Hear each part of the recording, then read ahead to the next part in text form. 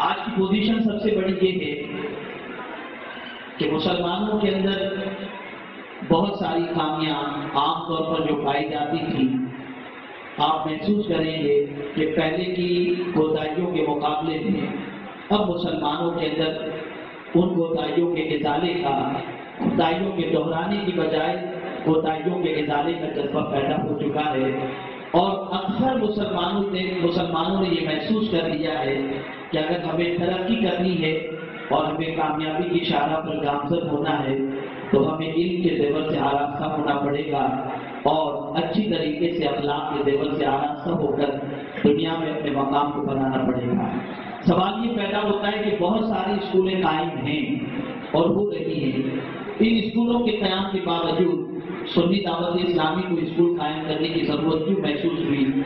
تو میں آپ کو بتاؤں، دیگر اسکول کی سچویشن یہ ہے، جیسا کہ ایک مثال کے ذریعے میں آپ کو بتاؤں کہ امریکہ کی سرزمین پر ایک شخص کے ساتھ ہم بیٹھے ہوئے تھے اور اس نے ہم سے کہا کہ حضرت یہ کیا بات ہے کہ آج 40 سال کا آدمی ہو جاتا ہے مسلمان اور اسے نصیحت کرنی پڑتی ہے کہ آپ نماز پڑھو، آپ روزہ رکھو، آپ برائیوں سے بچو، آخر اس کی وجہ کیا ہے؟ تو میں نے اس کی وجہ اس کے سامنے یہی رکھی تھی کہ معاملہ دراصل یہ ہے کہ مسلمان جب پیدا ہوتا ہے تو اتفاق سے ہاسپٹل کا اگر جائزہ لیا جائے، یا کرسچن کا ہاسپٹل ہوتا ہے اس میں بچہ پیدا ہوتا ہے، یا پھر نان مسلم کا ہاسپٹل ہوتا ہے وہاں بچہ پیدا ہوتا ہے، تو وہ بچہ پیدا ہونے کے بعد اس کے کان میں اذان کی آواز تو کہی جاتی ہے، لیکن اس کے بعد وہ اس ہاسپٹل میں رہتا ہے جہاں پر یا تو کرسچن اپنی پرے کے ذریعے یا نان مسلم اپنے پرے کی آواز ان کے کانوں تک پہنچاتے ہیں۔ پھر وہ بچہ گھر کے ماحول میں آتا ہے، عمر چھوٹی ہوتی ہے،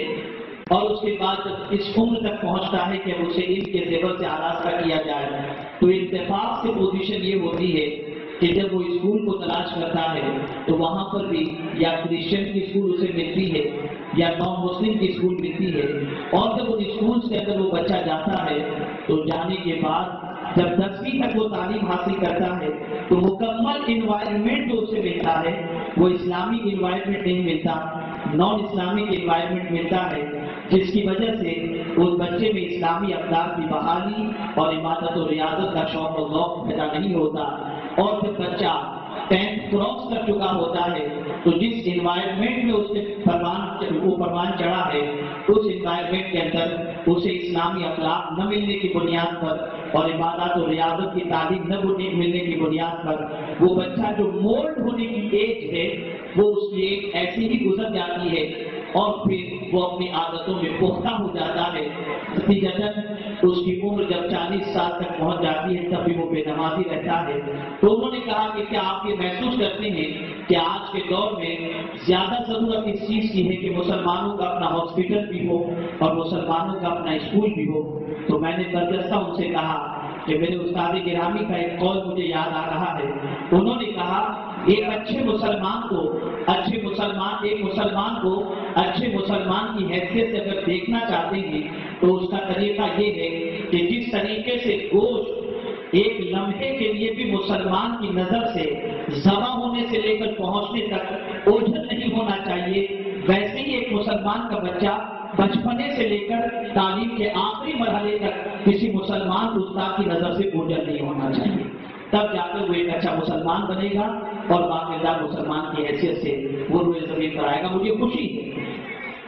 کہ الحمدللہ ان کی باتوں کو پیش نظر رکھتے ہوئے اسکول کے قیام پر توجہ دی گئی، اور آج آپ محسوس کیے ہوں گے کہ وہ بچے جو عام طور پر دوسری انگلش اسکول میں جاتے ہیں تو وہاں ڈانس سکھایا جاتا ہے، وہاں ڈرامے سکھائے جاتے ہیں، وہاں میوزک سکھائی جاتی ہے، لیکن الحمدللہ اس اسکول میں بچوں نے میرے نبی کی نعتیں سنائی، میرے نبی کی سنتیں سنائی، اسماء حسنہ سنائے اور اخلاق رسول صلی اللہ علیہ وسلم کی تعلیم سے آپ سب کو محدود کرنے کی انہوں نے سعادت حاصل کی۔ ہم یہ نہیں چاہتے کہ آج کے دور کے بچے انگریزی تعلیم سے بالکل بولے، نہیں، انگریزی تعلیم بھی حاصل کریں لیکن محبت رسول کے ماحول میں، تاکہ ماں کا حق بھی سمجھ سکیں، باپ کا حق بھی سمجھ سکیں، ملک کا حق بھی سمجھ سکیں، ریاست کا حق بھی سمجھ سکیں، پڑوسی کا حق بھی سمجھ سکیں، اور ان کی زندگی کے ہر کردار سے اسلام نمایاں طور پر ظاہر ہو۔ وہ اگر ڈاکٹر بھی ہوں، انجینئر بھی ہوں، تو یہ ساری ان کی ڈگری بعد میں ہو، پہلے ان کی شناخت ایز اے مسلم بہترین مسلم کی حیثیت سے ہو۔ اور یہ ساری چیزیں اسلامک اسکول کے ذریعے ہی پروگریس کر سکتی ہیں، اور اسلامک اسکول کے ذریعے ہی یہ ساری عادتیں ان کے اندر آ سکتی ہیں۔